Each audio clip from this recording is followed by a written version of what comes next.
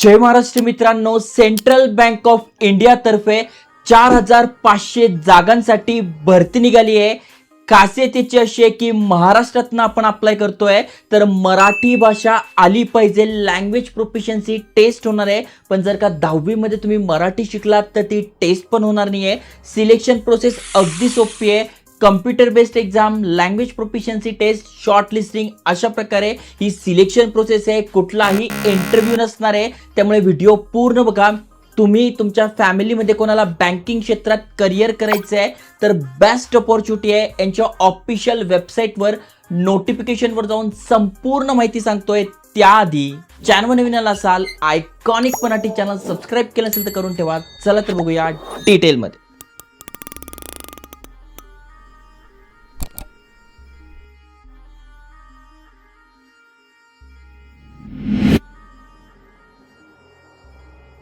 तर मित्रांनो, तुम्हाला स्क्रीनवर सेंट्रल बँक ऑफ इंडिया यांची ऑफिशियल वेबसाईट दिसून जाईल। अनेक जणांनी या बँकेबद्दल ऐकलं असेल तर तुम्ही बघू शकता, यांच्याच तर्फे ही नोटिफिकेशन आली आहे।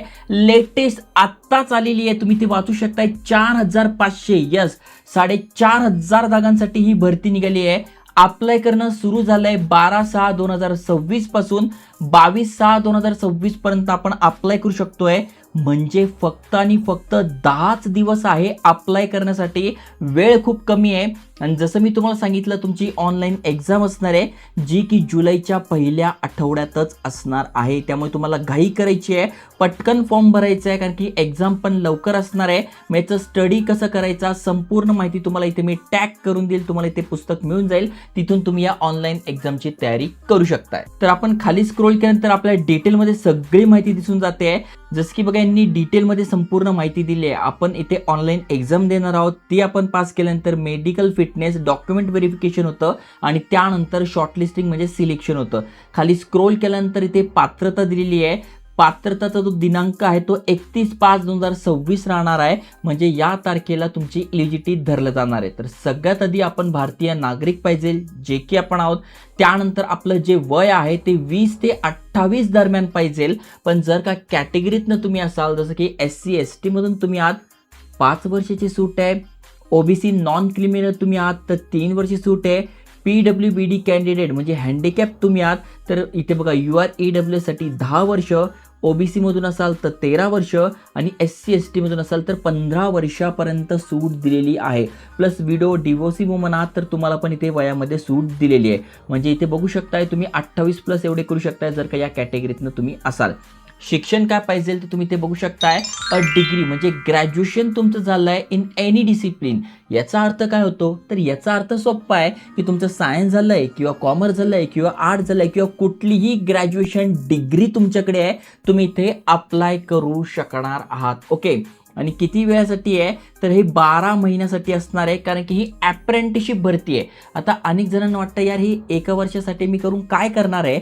तर मित्रांनो, जर का बँकिंग क्षेत्रात जायचं आहे, वेगवेगळ्या बँकांच्या भरती येत असतात। जसं की बघू शकता, आता महाराष्ट्रामध्ये ही परमनंट भरती, याच्यासाठी एक्सपिरियन्स मागितला आहे। हा जर एक्सपिरियन्स तुमच्याकडे असेल किंवा अजून खाली स्क्रोल करा, SBI बँकेतर्फे भरती आली होती। त्याच्यानंतर बँक ऑफ, इथे बघा बँक ऑफ बडोदा तर्फे आली आहे, SBI तर्फे आली आहे। तर इथे ज्या सारख्या अप्रेंटिसशिप असतात, इथे जर आपण अप्लाय करतोय, पुढे जाऊन जेव्हा एक्सपिरियन्स बेसवर भरती निघते तेव्हा आपला हा एक्सपिरियन्स काउंट केला जातो आणि नक्कीच याचा आपल्याला फायदा होतो। ओके, त्यामुळे ज्यांना पॉसिबल आहे ते करू शकताय। आणि जर तुमचं गोल MPSC UPSCचा मोठा असेल तर तुम्ही याच्या तयारीसाठी पण करू शकताय। ओके, बाकी तुम्ही इथे बघू शकताय वयाची सूट काय ती तुम्हाला सांगून झालेली आहे। अजून खाली स्क्रोल केल्यानंतर डिटेलमध्ये तुम्हाला सिलेक्शन प्रोसेस दिसून जाईल। जसं मी तुम्हाला सांगितलं, ऑनलाईन एक्झाम होणार आहे, ऑब्जेक्टिव्ह टाईप असणार आहे, ज्यामध्ये 100 प्रश्न 100 मार्कासाठी 60 मिनिटे मिळणार आहे। म्हणजे 1 तासाची एक्झाम असणार आहे, ज्यामध्ये जनरल अँड फायनान्शियल अवेअरनेस 20 प्रश्न 20 मार्कांसाठी पाहिजे तर इथे मी बुक टॅग करून देईल, इथून तुम्ही मागून घ्या। त्यानंतर क्वांटिटेटिव्ह अँड रिझनिंग ॲप्टिट्यूड 20 प्रश्न 20 मार्कांसाठी, कम्प्युटर नॉलेज 20 प्रश्न 20 मार्कांसाठी, जनरल इंग्लिश 20 प्रश्न 20 मार्कांसाठी, सेंट्रल बँक ऑफ इंडियाचे प्रोडक्ट अँड सर्व्हिसेस म्हणजे थोडक्यात त्यांचे क्रेडिट कार्ड असेल, यांची लोन सुविधा असेल, होम लोन असेल, कार लोन असेल, त्यांचे वेगवेगळ्या प्रकारचे जे प्रोडक्ट आहे त्याबद्दल तुम्हाला किती माहिती आहे त्याबद्दल इथे 20 क्वेश्चन असतील 20 मार्कासाठी। तुम्ही यांच्या ऑफिशियल वेबसाईटवर गेला तरी तुम्हाला सगळे प्रोडक्टची माहिती मिळून जाईल। ओके, ही एक्झाम तुम्ही हिंदी किंवा इंग्रजीमध्ये देऊ शकताय।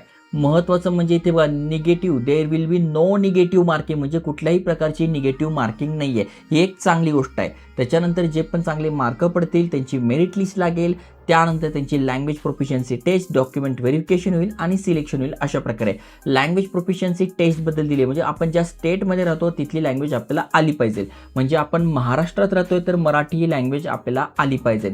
फायनल सिलेक्शन कसं होणार आहे, अप्रेंटिसशिप कशी असणार आहे, ड्युरेशन कसं असणार आहे त्याची माहिती दिली आहे. आपल्याला इथे महिनाभरासाठी स्टायपेंडसुद्धा मिळते, 15,000 रुपये प्रति महिना मिळते आहे, 12 महिन्यांसाठी आहे. त्यामुळे 12×15 तुम्ही करू शकताय, म्हणजे ॲज अ तुम्हाला अनुभव पण मिळतो आहे. जसं की बँकेत कर्मचारी असतात, क्लार्क असतात, त्या प्रकारचा अनुभव मिळतो आहे, सोबत स्टायपेंड मिळतो आहे, प्लस तुम्हाला इथे अप्रेंटिसशिप सर्टिफिकेटसुद्धा मिळतो आहे. ओके, अजून खाली स्क्रोल केल्यानंतर काय काय गोष्टी आहे त्याची माहिती दिलेली आहे. त्याच्यानंतर सर्टिफिकेट कसं मिळणार आहे त्याची माहिती दिलेली आहे आणि अप्रेंटिसशिप कशी घेतली जाणार, ज्यामध्ये तुम्हाला ऑन द जॉब ट्रेनिंग, म्हणजे डायरेक्ट बँकेच्या ज्या शाखा आहेत त्यामध्ये प्रॅक्टिकली तुम्हाला काम करण्याचा अनुभव मिळणार आहे. ओके, आता जर काही इथे आपल्याला अप्लाय करायचं तर यांनी एक्झामिनेशन फी ठेवलेली आहे. जसं की जनरल EWS OBC मेल म्हणजे पुरुष तुम्ही आहात तर 600 रुपये, 200 रुपये इंटिमेशन फी म्हणजे 800 प्लस GST 944 आहे. जनरल EWS OBC फिमेल तुम्ही आहात तर 708 रुपये आहे. SC ST मेल फिमेल बोथसाठी 236 आहे. PWBD एनी कॅटेगरीत आहात तर 236 आहे. ट्रान्सजेंडरसाठी पण 236 रुपये फी आहे. त्यानंतर खाली स्क्रोल केल्यानंतर हाऊ टू अप्लाय, म्हणजे अप्लाय कसं करायचं तर ऑनलाईनच अप्लाय करायचं आहे. यांची ही जी ऑफिशियल वेबसाईट आहे यावरून आपण अप्लाय करू शकतो आहे, किंवा भारत सरकारचं जे अप्रेंटिसशिप पोर्टल आहे त्यामध्ये central bank of India select करायचं आहे. लॉग इन केल्यानंतर या वेबसाईटवरून पण आपण अप्लाय करू शकतो. इथे बघा या वेबसाईटची लिंक मी ओपन केलेली आहे. इथे अप्रेंटिसशिपबद्दल सगळी माहिती दिलेली आहे. अप्लाय कसं करायचं म्हणजे सगळ्यात आधी तुमचा ईमेल ॲड्रेस टाकून सबमिट करायचा, पासवर्ड येईल, पासवर्ड टाकायचा, नाव आडनाव टाकून तुमचं एक पासवर्ड क्रिएट करून घ्यायचा. त्यानंतर तुमची प्रोफाईल बनते. त्यानंतर कुठल्या बँकेसाठी अप्लाय करायचं आहे, त्यासाठी पूर्ण माहिती म्हणजे तुमचं नाव, आडनाव, ईमेल ॲड्रेस, जन्मतारीख, तुमचं शिक्षण काय झालं आहे, 10वी 12वी ग्रॅज्युएशन, किती मार्क पडले, कुठून केलं आहे, तुमचा ॲड्रेस, सगळी माहिती टाकून डॉक्युमेंट अपलोड करायचे आहे. अशा प्रकारे आपल्याला यांच्या या वेबसाईटवर फॉर्म भरायचा आहे. या वेबसाईटची लिंक तुम्हाला डिस्क्रिप्शनमध्ये मिळून जाईल. आणि आपण जर राज्यानुसार बघायला गेलं तर कुठल्या राज्यात किती जागा आहेत तर आपण महाराष्ट्रात आहोत. जसं मी तुम्हाला सांगितलं महाराष्ट्रामध्ये सुद्धा इथे भरपूर साऱ्या जागा आहेत. इथे बघू शकता टोटल 586 जागा आहे. मग इथे बघू शकता SC ST OBC त्याच्यानंतर EWS आणि ओपन कॅटेगरीसाठी किती जागा आहे. मग तुम्ही ज्या पण कॅटेगरीत नसाल त्या कॅटेगरीतनं तुम्ही अप्लाय करू शकताय. आपण महाराष्ट्रात आहोत तर महाराष्ट्रासाठी पण जास्त जागा आहेत, चांगल्या जागा आहेत, तुम्ही इझिली अप्लाय करू शकताय. ओके, बाकी एक्झाम सेंटर्स कुठले कुठले आहेत त्याची जर तुम्हाला माहिती पाहिजे असेल तर इथे बघा दिलं आहे. मुंबई झालं, पालघर झालं, रत्नागिरी, सिंधुदुर्ग, त्याच्यानंतर मुंबई म्हणजे ग्रेटर मुंबई, रायगड, ठाणे, त्याच्यानंतर अहिल्यानगर, अकोला, बुलढाणा, वाशिम, अमरावती, यवतमाळ, बीड, छत्रपती संभाजीनगर, हिंगोली, जालना, नांदेड, परभणी, जळगाव, भंडारा, चंद्रपूर, गडचिरोली, गोंदिया, नागपूर, वर्धा, धुळे, नंदुरबार, नाशिकमध्ये पैसे बघा. त्याच्या पुढे जे आकडे आहे तेवढे सेंटर्स आहे. पुणे आहे, कोल्हापूर आहे, लातूर आहे, उस्मानाबाद, सांगली, सातारा आणि सोलापूर असे हे सगळे सेंटर्स असणार आहे महाराष्ट्रामध्ये. त्यामुळे जे तुमच्या जवळ आहे ते सेंटर तुम्हाला इथे सिलेक्ट करून घ्यायचं आहे आणि त्या ठिकाणी तुमची ती एक्झाम असणार आहे.